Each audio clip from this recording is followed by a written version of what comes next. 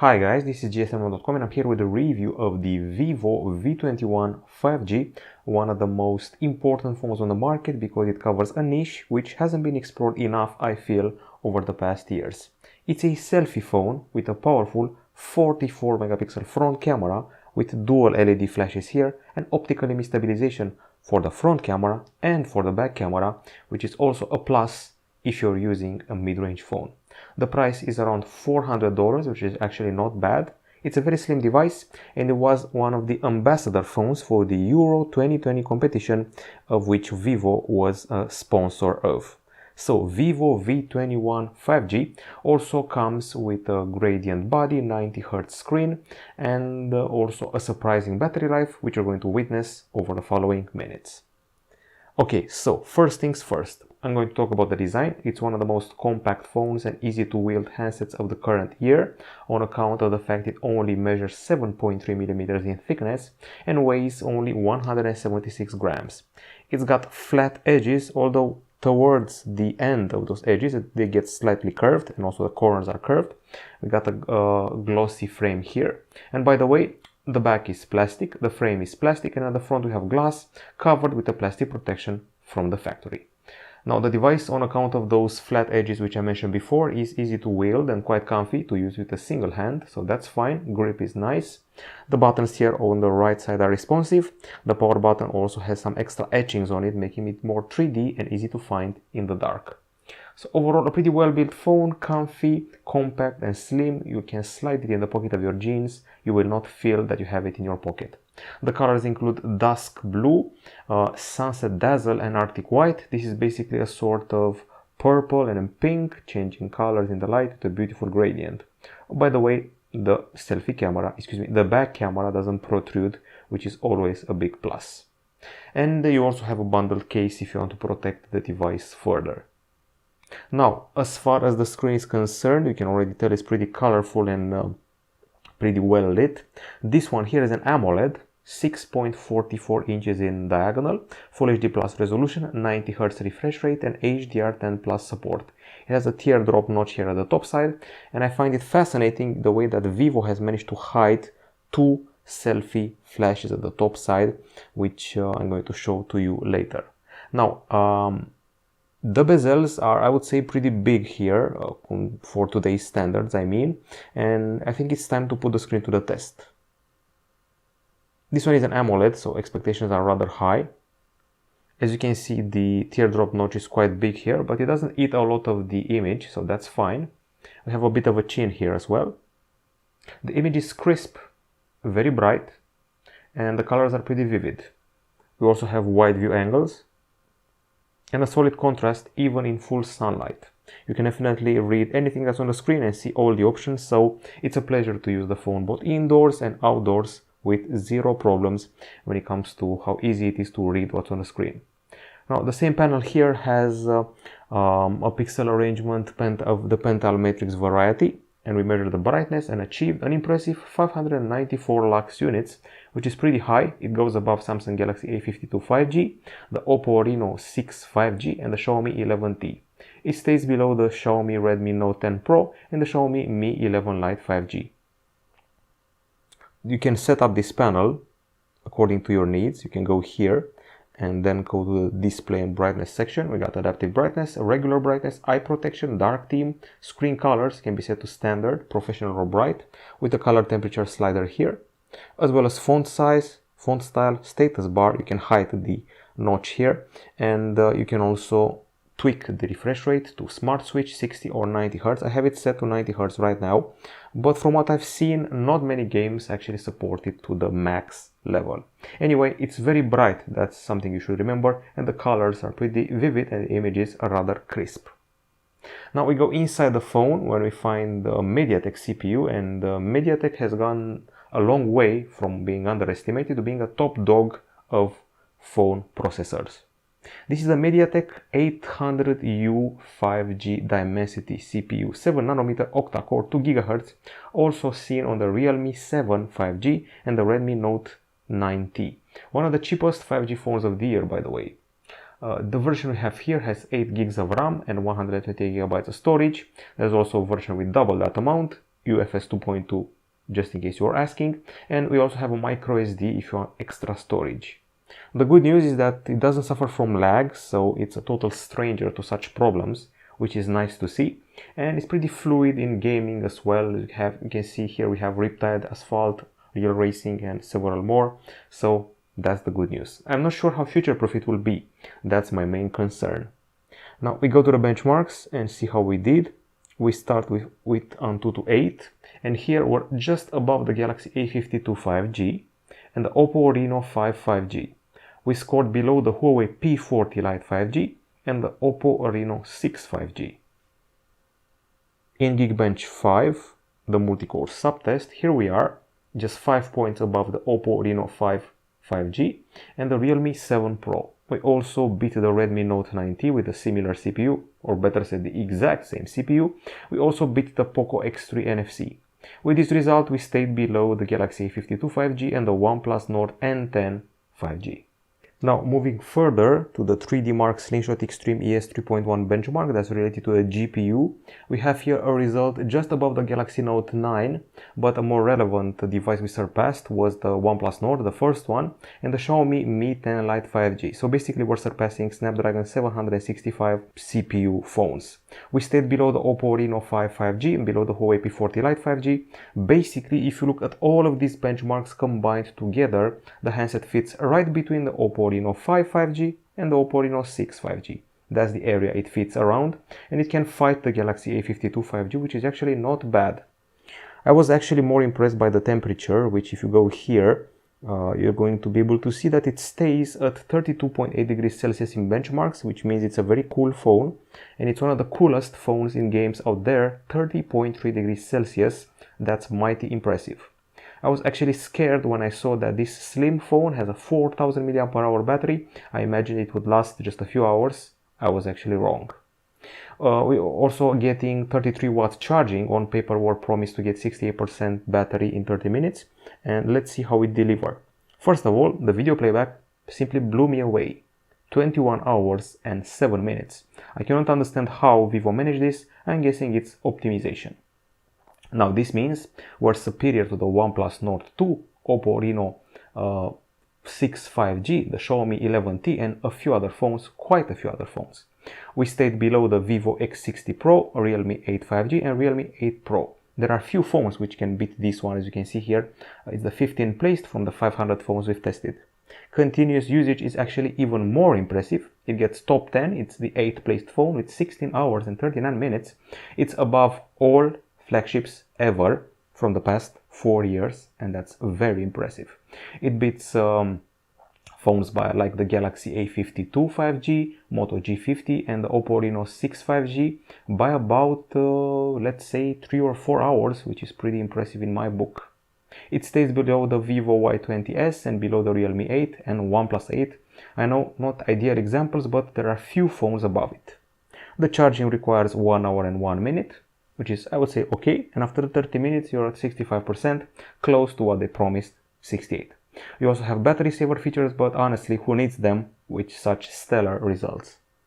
When it comes to acoustics, we don't have an audio jack, and we only have a singular speaker. There's no love for stereo here. We also get bundled headphones. Those come with an USB-C port, actually they come with a 3.5mm audio jack and an adapter from USB-C to 3.5mm. We also have some custom audio profiles, and the music experience goes something like this.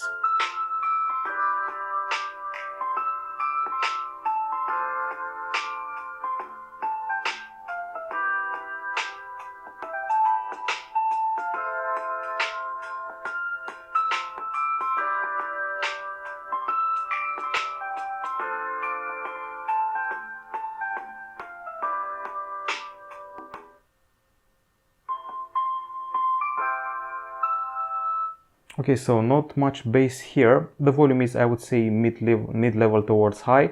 There's also a bit of distortion if you're listening to a tune at the maximum volume. It's more satisfying and less ear-grating at around 80 or 70%. So that's that. We're lacking bass, but we're getting decent high notes. Not much vibration from the case and a decent volume, which is actually confirmed by the tests, and actually it's a pretty high volume according to the test. This is the acoustic sample one. We achieved 92.6 decibels. It's a high value. Usually most phones cannot pass 86 or 85 decibels. Anyway, it surpasses Galaxy A52 5G, the OnePlus Nord 2 5G, and the Redmi Note 10 Pro. Now, at the same time, we stayed below the Poco F3 and the Redmi Note 9T with this result, and the gaming test offered us 99.3 decibels here, just above phones like the Redmi Note 10 Pro and the Reno 6 Pro 5G. However, this time below the Galaxy A52 5G and the Realme 8 Pro, the entire series, including the Realme 8 and 8 5G. Now we go further. I would have loved to see stereo speakers here, but you cannot have everything you want on a single handset. Now, camera-wise, we have a 44 megapixel shooter here at the top side in a teardrop notch with optical image stabilization, autofocus, and dual LED flash. And we actually do have dual LED flash. Check it out. So if you go here and if you activate the spotlight, you can see those two flashes, which are pretty impressive, and we have multiple options for them, like Aura, which also aids the two spotlights with the screen brightness, and Auto. So yes, we do have help. So 44 megapixel, excuse me, optical image stabilization, and the ability to film in 4K for the front camera, 30 frames per second, and for the back camera, it's a triple setup, but it should not be neglected. 64 megapixel main shooter here with optical image stabilization, f1.8 aperture, phase detection, autofocus. Then we have the 8 megapixel ultra wide camera and a 2 megapixel macro camera, supplemented by the LED flash here. We also have 4K 30 frames per second video capture and quite a few modes to play with, although there's something odd here. The fact that you can only switch between lenses, not by pressing here. Have a lens chooser here, super macro, bokeh, and ultra wide. We also have the more section with features like high resolution, panorama, pro, slow-mo, stickers, documents, and double exposure. For video, we have beauty and extra ultra stabilization option. Also this one here, which combines the front camera and back camera in a video together. Photo, portrait, and a night mode. That's pretty much it. And of course, a lot of filters for the selfie video and selfie photos. Now, if you go to the album section, we have quite a few shots here, no less than 283 camera captures. Let's take them one by one, starting with the daytime ones. So, these photos were taken after a series of very rainy days. This one was a cloudy day with patches of sun. Okay, so first of all, the ultra wide shot is quite soft here, detail wise. It's a bit underwhelming when it comes to the details, but at least there's no curvature. For the close-ups, I'm actually happy to inform you that the phone produces excellent close-ups on account of a solid main camera. I would actually prefer them against the macros. Once again, regular shot and ultra-wide shot. These colors are actually not bad, and I'm loving the sky I'm seeing here. It's rendered pretty realistically. Then we go further to the colorful objects.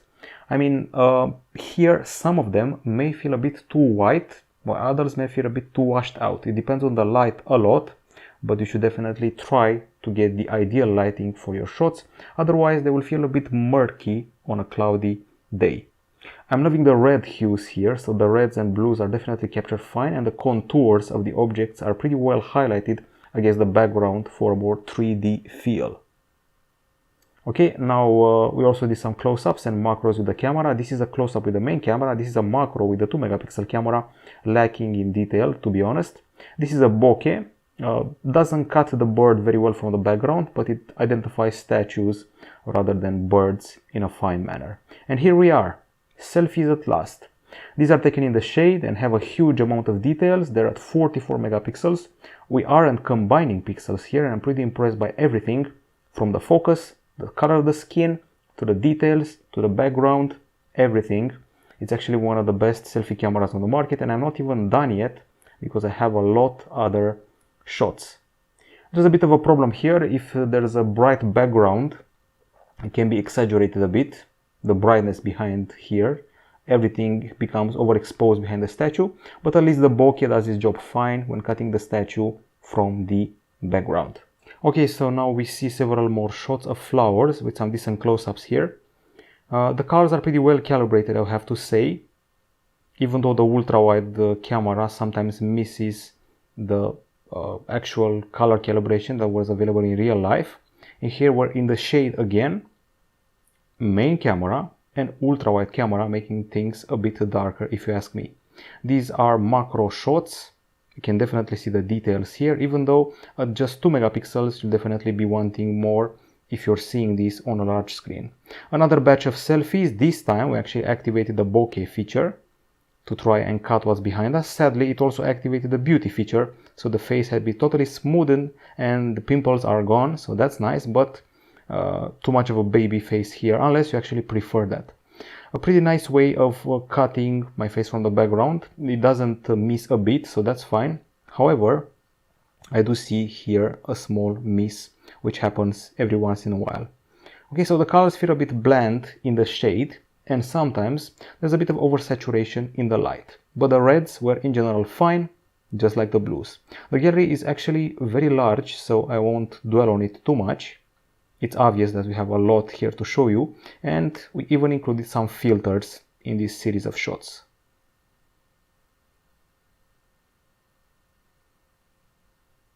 For all tastes and shapes. And we also have some peacocks.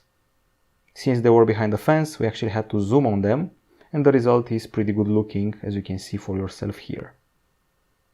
Okay, that's pretty much it for the main camera. I would actually go ahead and say that we're dealing here with a camera which can fight phones like the, let's say, Galaxy A51. It's between the A51 and A52. It's above the Realme 8 and Moto G30.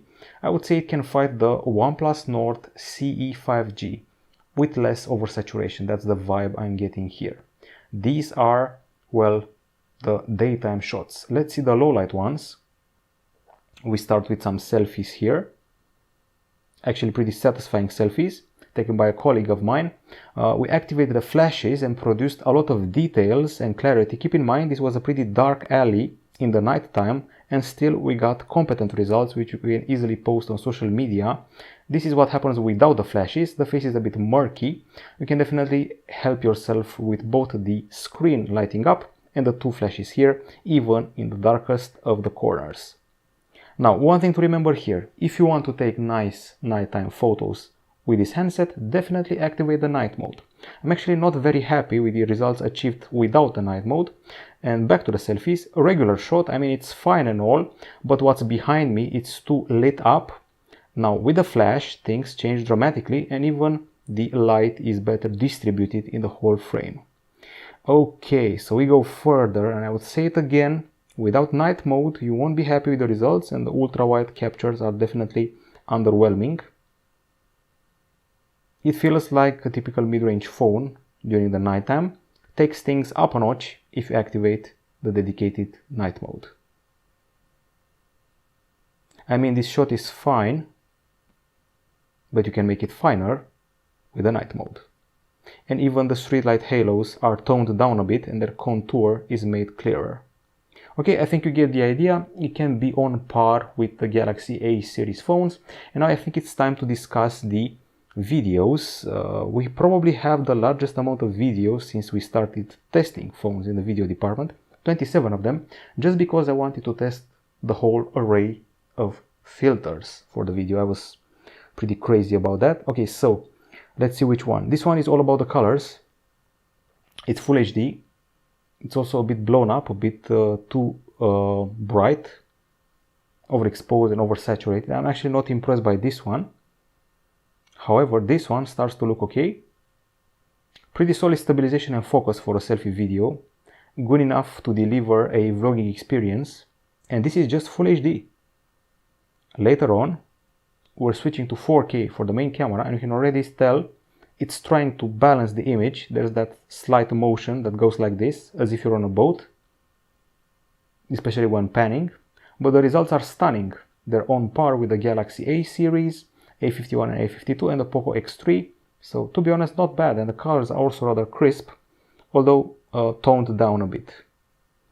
Another example, this time I think we're shooting in 4K with a lot of detail. It feels like you're using a gimbal. You're actually not. That's the power of the selfie camera in full. And another video. this time with a bit of sun. Excellent colors of the background as well, not just my face. Excellent skin texture and skin color. I'm actually very happy with the results achieved here. And let's see more. There are the dual video modes here. Split the screen in two or have a picture-in-picture experience. This is the focus test. Alternating between foreground and background with excellent results. And quite a bit more. This large series of selfie videos involve testing all the filters we have available here, Japanese, Western, and many more. And yes, it's pretty much a selfie beast. And we also should have a video here where we're walking around a bit. So the stabilization is fine, as I said before. Okay, so these are daytime videos. It doesn't have a rival in the selfie department, and you can easily fight other phones on the market when it comes to regular video capture with the main camera. Now, this is the night mode, actually the nighttime main camera capture. Things are a bit shakier, a bit noisier, and a bit darker. The lights are a bit amplified. It shows its true mid-range identity. And that's about it. And we also tested the selfie camera during the night, and it's actually more impressive than the back camera, to be honest. You can actually use this result in a vlog, and we have another video here.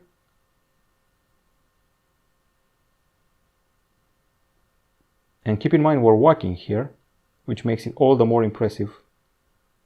So the star of the show is definitely the front camera. However, the back camera shouldn't be ignored because it's pretty solid, especially for the stabilization and details of the 4K filming. When it comes to connectivity, we are dealing, as you probably expected, with a dual SIM phone, with a dual nano SIM. There's 4G and 5G, and I've seen some websites listing the phone without NFC. It actually has NFC. There's Wi-Fi dual band, Wi-Fi direct, Bluetooth 5.1, GPS, GLONASS, Galileo, BDS, and then USB-C 2.0 port at the bottom. We also have USB OTG support, just so you know. The calls were loud and clear. And now let's talk about the speed test, which we should have here somewhere. Here we go. And let's see its results.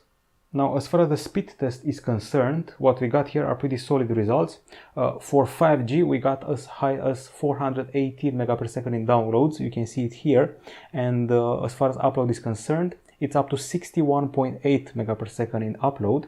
When it comes to Wi-Fi, the maximum is 273 megapixel downloads and 349 megapixel uploads. I would say we're doing fine. Too bad there's no Wi-Fi 6. For the software, if you've seen a Vivo phone, you probably notice that they prefer a close to stock experience. As you can see, the icons are stock looking. And if you keep the screen pressed, you're going to witness that we have a bunch of themes, which by the way are very customizable. And I just wanted to show you that the widgets are stock ones, so Vivo doesn't modify the experience too much, but it lets you customize the experience. The leftmost home screen is filled with news. This area is for the recents and offers you split screen for multitasking.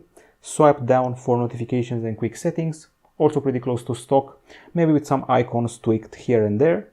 The settings include the connectivity options, display options, always on display, personalized animation effects, and not a few but a large amount. Sound, system update, battery, extra RAM here. You can see the extended RAM, virtual RAM taken from the storage. Security, I'm using the fingerprint scanner right now and you can see it being pretty efficient and fast. Privacy with permissions, an ultra game mode with a lot of features here with the game sidebar, esports mode, off-screen autoplay, and even surround effects for your gaming needs. You can block notifications, prevent accidental touches. You have digital well-being and parental controls here as well. And that's about it. You can deselect these buttons and replace them with swipe gestures. Let's see what else. I'm happy to inform you there is no bloatware here. The only pre-installed app that they offer is iManager, which takes care of the resources. You can do cleanup, security scan, data traffic, and have some tools here. And that's, once again, pretty much it. Now we have reached the end of the review and it's time to discuss the pros and cons of buying a Vivo V21 5G. And let's start with the pros. It's a compact and slim phone that's very good looking with a gradient at the back side. It's slim and light. It has a very bright screen. Pretty decent CPU when it comes to the performance, and I'll also have to mention the fact that we have a good battery life on this handset. And I should probably also add that it has the best selfie camera on the market, which is no small feat. The main camera isn't bad when it comes to details of the 4K video capture and also capture in general for the mid-range segment. The night mode would be a special star of said capture. Solid optical image stabilization for both cameras. Also we have a clean OS, no bloatware, a lot of customization though, and a pretty close to stock experience, and a pretty okay charge time. And the battery life is one of the selling points as well. Those are the pros. On the cons, some people may not enjoy this teardrop notch at the top side. There's no IP certification here. There's no stereo speakers. The ultra-wide camera is rather modest. The audio gets a bit distorted at top volume. At the maximum volume, it doesn't have much bass. There's no Wi-Fi 6 here. The zoom can feel like it's rather weak at times since we don't have a telephoto camera. The 90 Hz of the screen aren't actually felt in all of the games I've tested. We would have liked to see 120 Hz because phones with similar prices or lower offer that, and the CPU is not exactly future-proof. That's what I'm feeling here. However, the core of the experience remains the selfie camera with its amazing flashes and so much more. And by the way, this amazing camera is not just for fun. We can also do very clear video calls with it. So the selfie phone of the year 2021 is definitely the Vivo V21 5G, best selfie camera on the market. A great looking gradient backside, very compact and slim, and a very bright screen coupled with an unexpectedly solid battery life. So if selfies is what you're doing in your job or hobby, this is probably the best choice so far, especially as far as the stabilization and details are concerned. That's it from us. We'll be back with more soon. Bye bye.